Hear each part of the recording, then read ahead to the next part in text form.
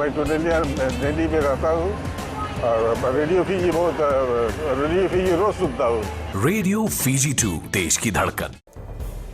Good evening, Fiji. In this bulletin, Fiji Airways cuts down staff by more than 50%. CIDalpa faction submits names to registrar. And 2 years remain before next general election. From the studios of FBC Suva, Jackie Spate.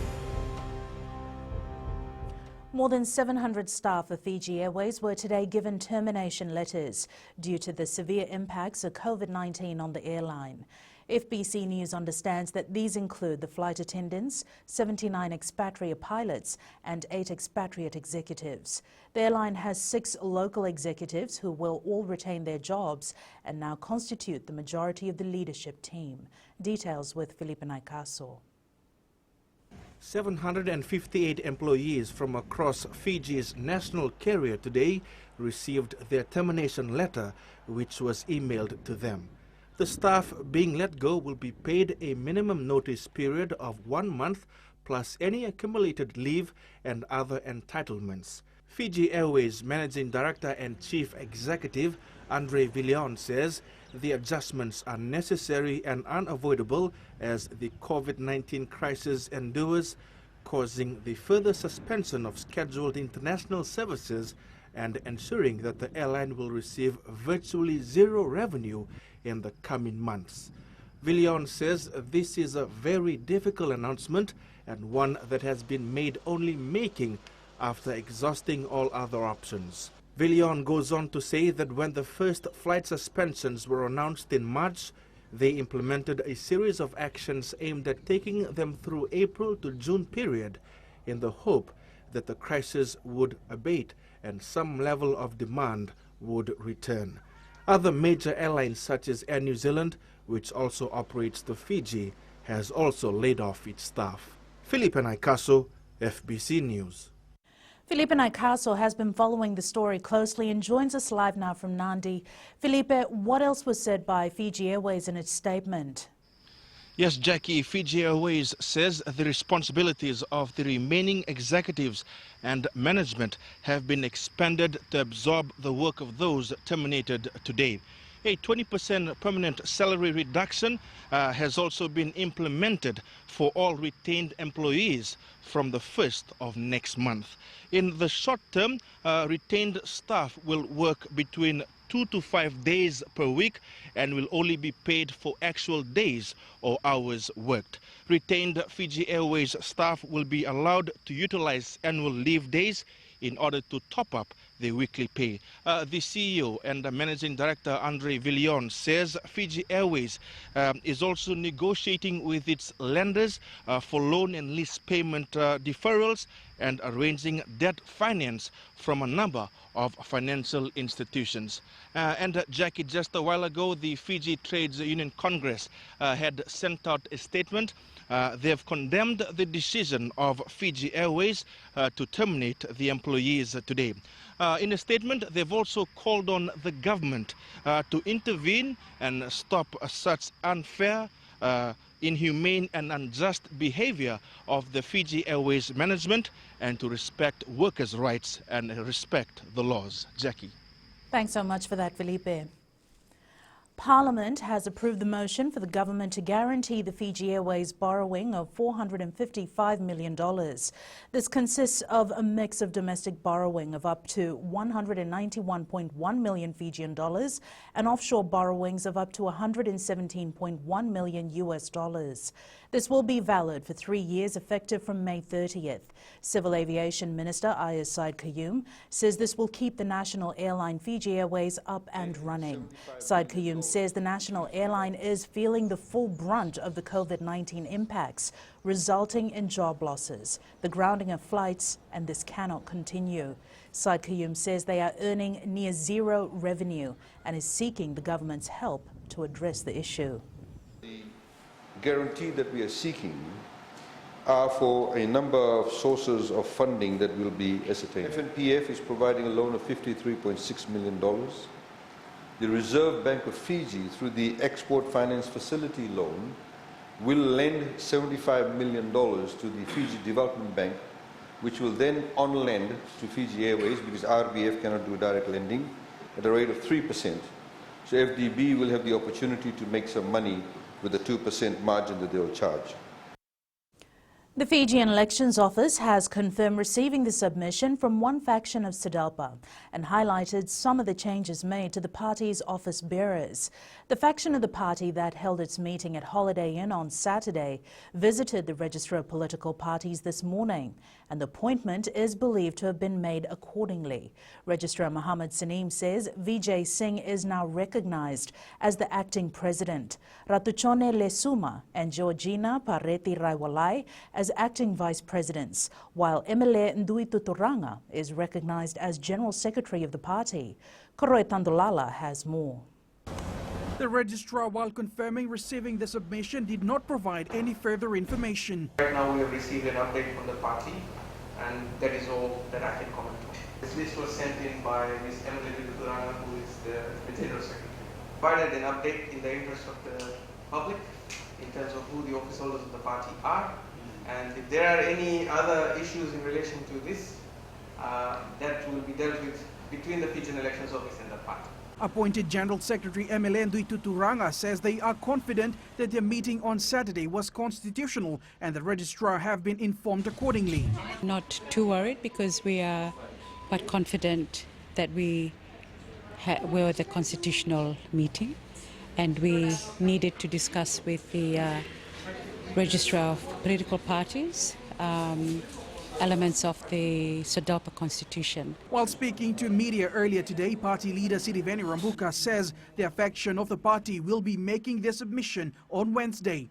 It is up to the office that's receiving the reports to first determine which report it should read, which one has the legitimate backing of the legal documents that guide those reports.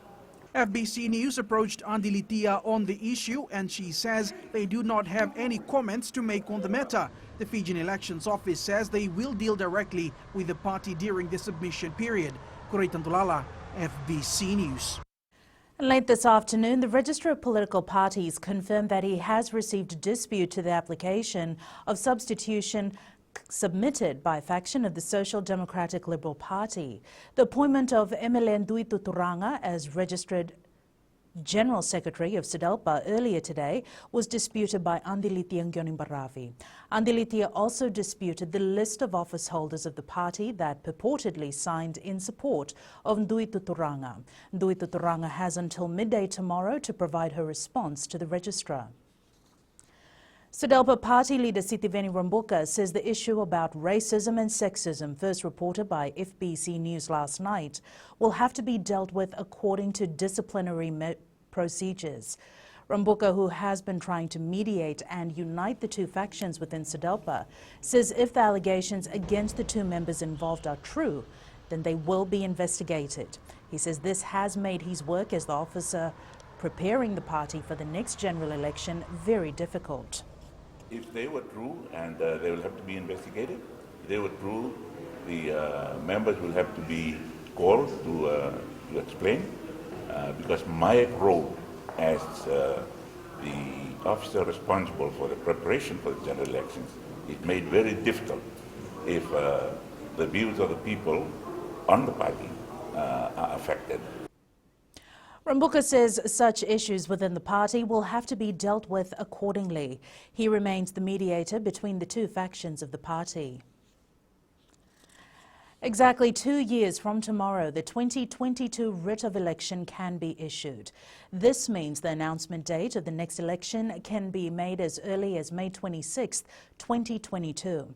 Electoral Commissioner Chair Suresh Chandra has also provided clarification of a number of issues, including the phasing out of Voter Card 1.0 and the candidate eligibility requirements. Venina Rakautonga has more.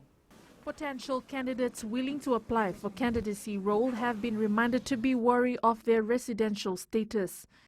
If you are planning to contest the next general election, as per Section 23, subsection 5 of the Electoral Act 2014, you will need to be in the country for an aggregate period of not less than 18 months out of the 2 years immediately after being nominated.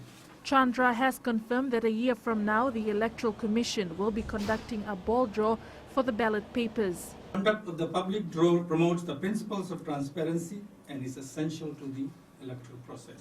In addition to that, the Fijian Elections Office has extended the date for phasing out of the 1.0 voter cards, which are the green cards, to June next year.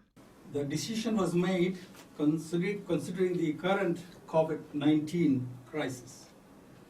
We are in difficult times, and such we do not want to burden the voters. The Fijian Elections Office, under the guidance of the Electoral Commission, has kick-started pre-electoral preparations for the 2020 general election. Venina Rakotonga, FBC News. Firefighters managed to contain the fire which broke out from a building in Rakiraki town this morning. The fire is believed to have started at around 9:30 a.m. It took firefighters more than 3 hours to contain the blaze. It is believed the fire broke out from the A4 building in Main Street of the Rakiraki town, which then spread to 2 nearby buildings. FBC News has been reliably informed that the fires destroyed 2 buildings, while 1 has been partially damaged. Up ahead, unemployed Fijians seek social welfare assistance, and desilting to ease flooding woes.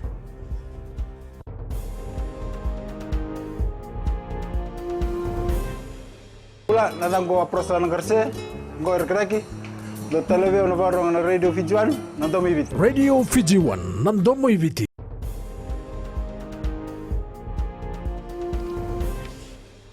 The contents of the report on the annual review of the CIDalpa Trust Fund Board 2017 was voted into Parliament today. However, it wasn't without concern raised by opposition MPs on the need for better governance of the integral board that oversees the advancement of Indigenous Fijians and Rotumans and promotes culture, art, language and ethno-history.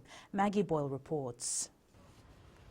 The CIDalpa Trust Fund Board is an important facilitator for enhancing Fiji's indigenous culture, language, art and history. It plays a pivotal role in ensuring the advancement of the CIDalpa and Rotumans by promoting initiatives that will initiate the standard of living and enhance appropriate cultural traditions and values.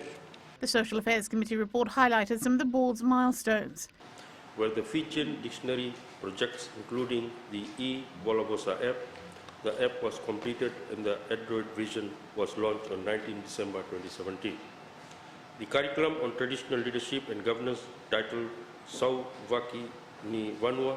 For opposition MPs, more needed to be done. Establishing tertiary studies to be undertaken by our people, so that our people understand who we are. Why do we have Matangalis? Why do we have Evusa? Their roles, their responsibilities. There is a shortage of specialized skills in language and heritage areas. The question is, how long has this been in place? The point that I wish is that this institution has not done enough. It has not done enough. The contents of the committee's report was voted into the House unanimously. Maggie Boyle, FBC News. Opposition Member of Parliament Niko Nawaikula today moved a motion to establish a special committee to review the cost of living amidst the COVID-19 pandemic. Nawaikula says thousands of people are struggling and the government and opposition must combine forces and face the national crisis together for the betterment of all Fijians. Pranita Prakash reports. Opposition MP Niko Nawaikula, while commending the efforts of the government, says thousands of Fijians are in a difficult situation and there is a need for better solution. They are in desperate need of help today, even right now.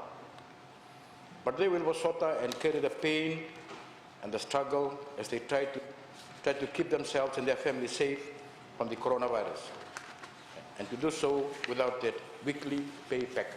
NFP leader Professor Biman Prasad projects the impact of COVID-19 will push more Fijians into poverty. Many of them are losing jobs, working on reduced hours.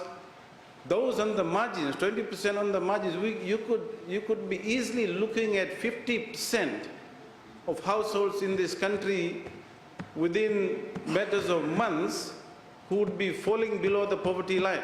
Prime Minister Borenge Bainimarama says the opposition is using the current situation for its own political gain. I don't see a need for a special committee to review the cost of living when Fiji is already fighting so many challenges like the rest of the world, and when inflation rates are already low. We should utilize our resources economically and sensibly at this time and not divert resources to review such propaganda when we need everyone's commitment to get the country back to its business. Following a lengthy debate, the motion was defeated. Pranita Prakash, FBC News.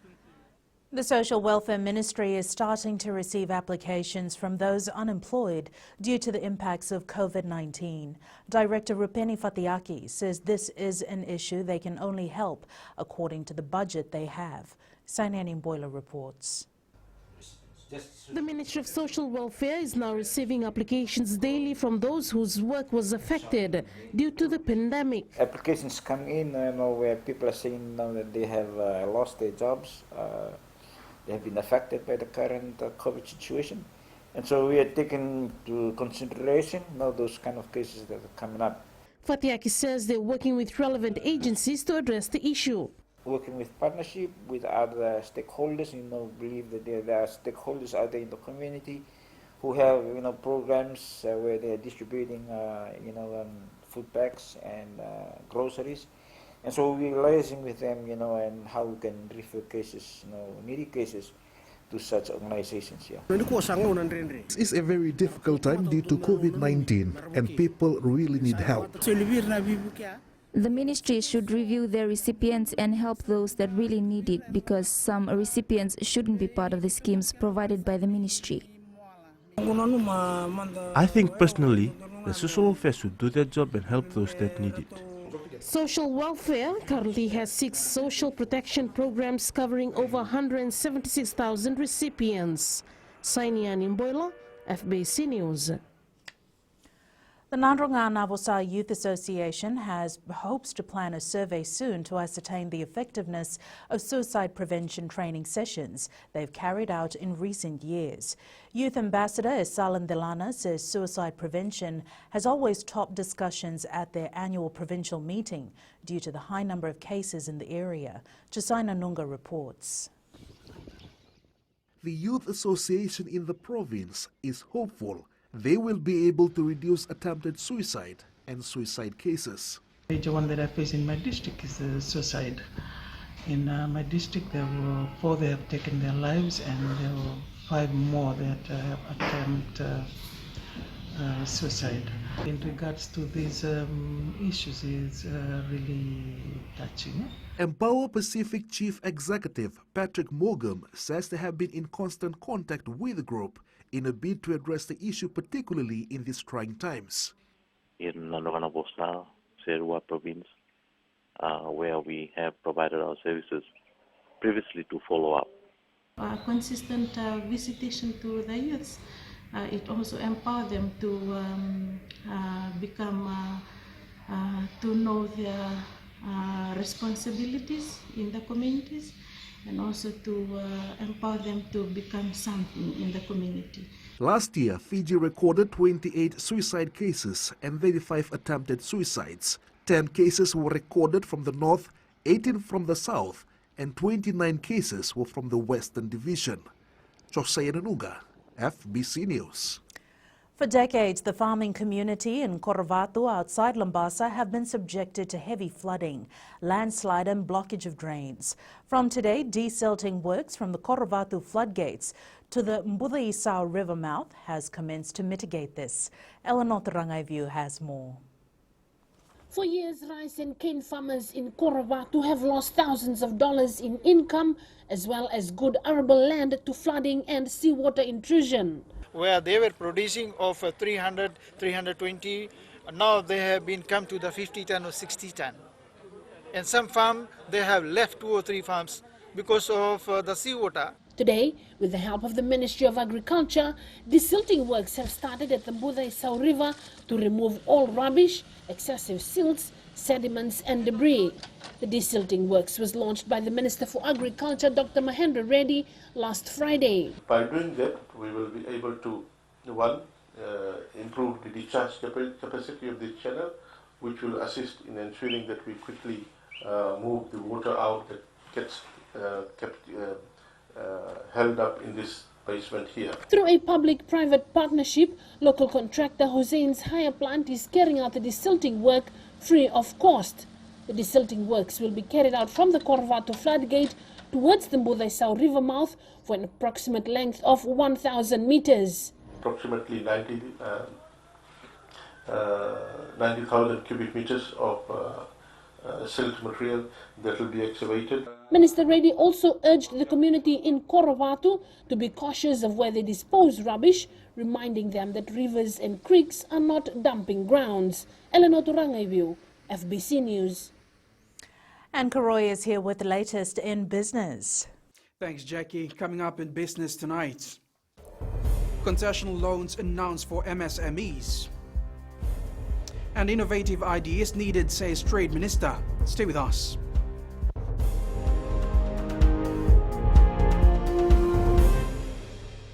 My name is Neha and I'm from Karavi.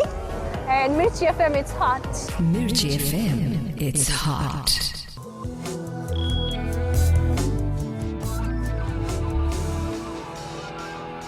Leading business concession loans are now available for micro, small and medium enterprises, and people can lodge their applications from the 7th of next month.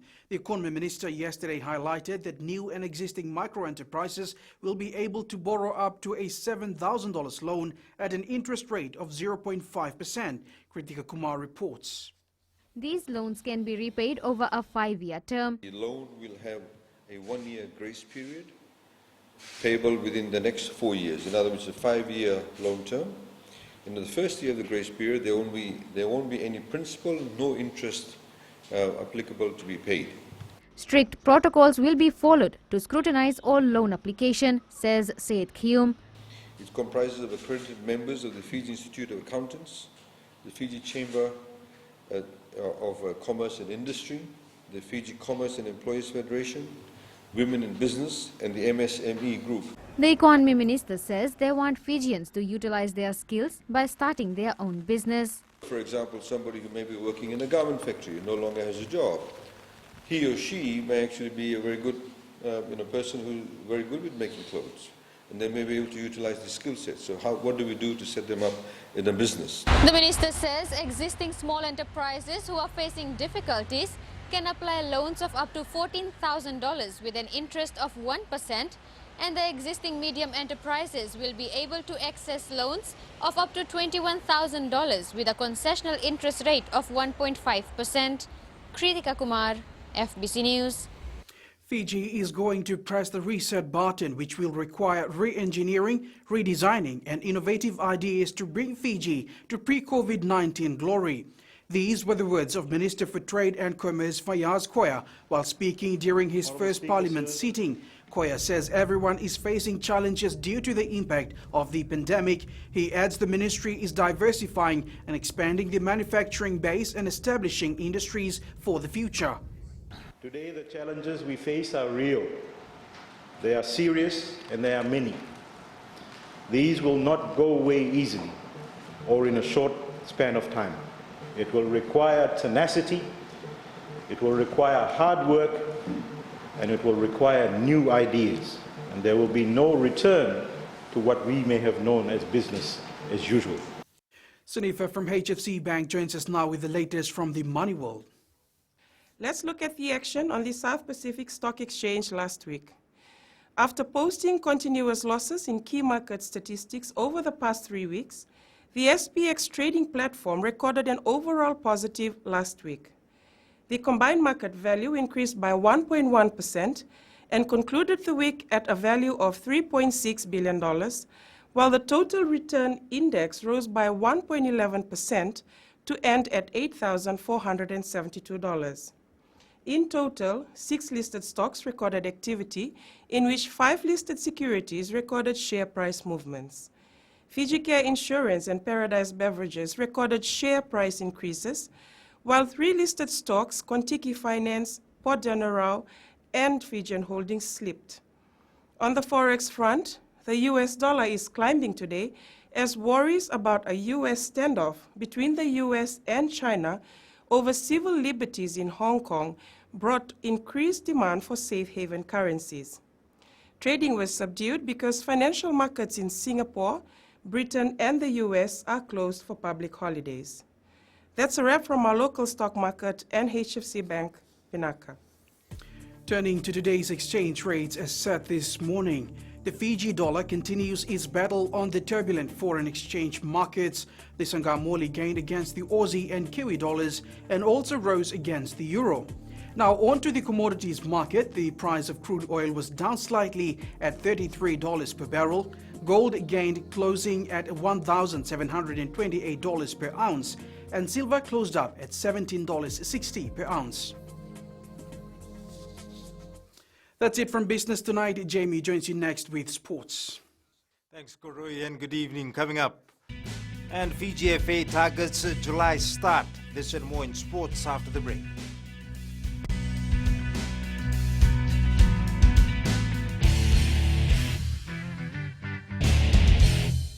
Bula, I'm Miri, I'm from Lotoka, and I love Gold FM because they play all my classic hits.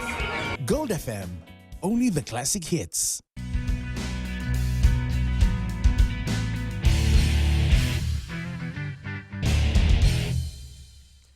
Whether current Fiji Sevens coach Gareth Baber will take the side to next year's Olympic Games is still unclear at the moment.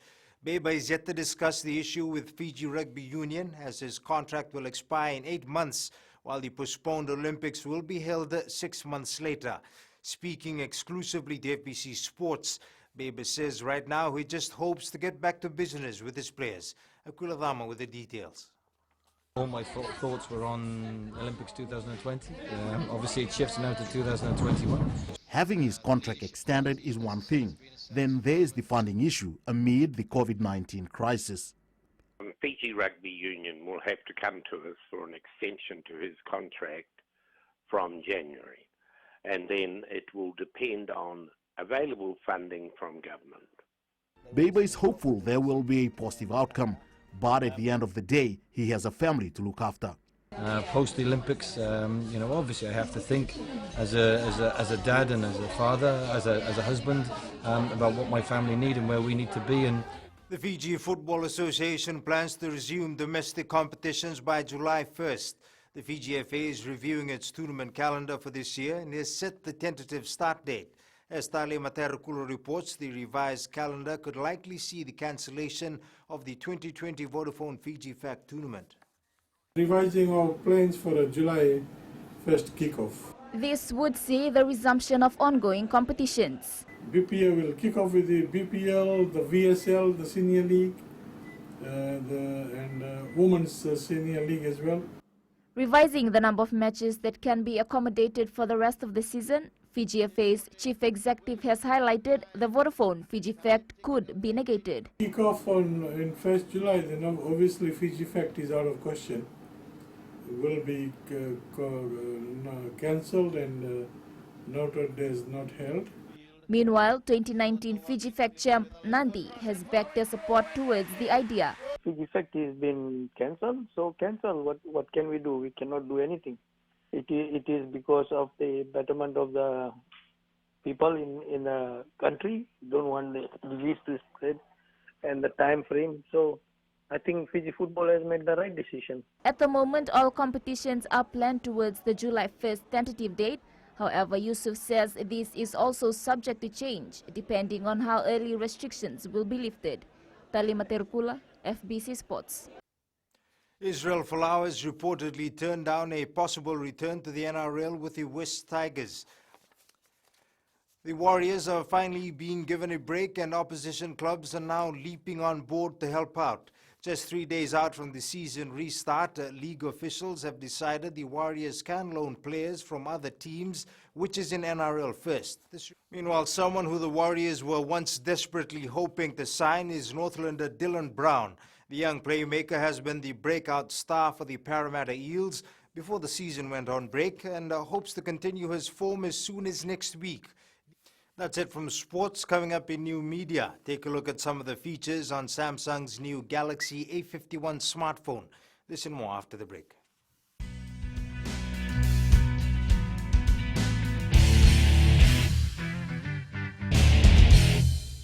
Bula, I'm Miri, I'm from Lotoka and I love Gold FM because they play all my classic hits. Gold FM, only the classic hits.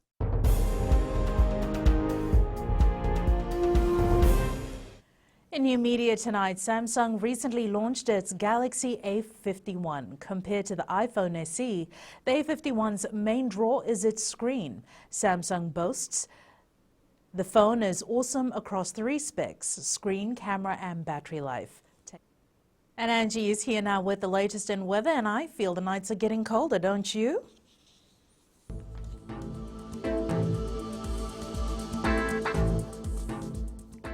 Hello there and welcome to the Weather World. Hope your weekend was amazing with the weather being by our side. And just like that, it's everyone's very favorite day, Monday, and we're on the last week of May. Super fast.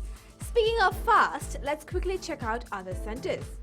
In the west, today was spot on. Gloomy spells seemed interested for a while before brushing off. The night can turn really cold, dropping to 20 degrees, so keep warm. Eastwards from Pekhava to Suva, dark grey clouds loiter throughout. Tiny water droplets called light showers were very present.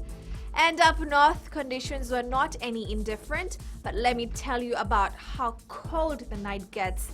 I'd call it freezing cold. At sea, southeast winds 15 to 20 knots, moderate seas. Turning to the tides, high tide at 8:49 p.m. tonight, with low tide at 2:35 a.m. Sunrise at 6:28. For tomorrow, cloudy across much of Fiji with outbreaks of rain moving in northwards, heavy in places and feeling chilly. Tomorrow's temps, there's really a need to keep light and heavy warm wear at this point, as temperatures really get up to 20 degrees. And looking further on to Wednesday, longer spells of rain possible from here onwards. It's time to get on with the umbrella. That's all the weather news for Monday. It's back to Jackie. Thanks so much for that, Angie. In Fijian Pulse tonight, we ask, which Fijian players are you looking forward to seeing the most when the NRL resumes?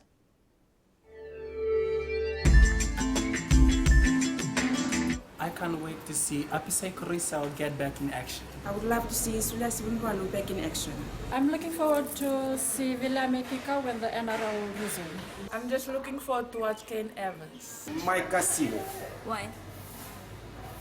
Because he's Fijian and I'm Fijian.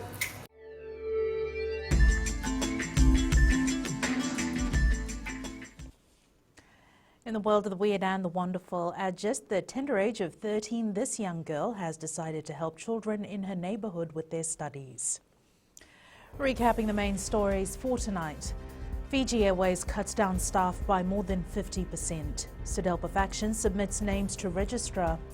And 2 years remain before next general election. Now for these stories and others, tune in daily to our sister radio station Gold FM. Our poll question: last week we had asked, do you agree with LTA's compulsory online registration of driving licence holders? 71% said yes. And this week we're asking, is Fiji facing a major problem with animal abuse? Visit our FBC website to answer. And our shot of the day, the Western Division has been experiencing some fine weather lately, and this picture was captured at Sambeto Valley by Sailasa Lutunaivalu. And you can send us newsworthy pictures and videos on email fbcnews@fbc.com.fj. Share it with us on our FBC News Facebook page and Twitter at FBC_news. That's your news for tonight. Until tomorrow, stay safe. Modamanda.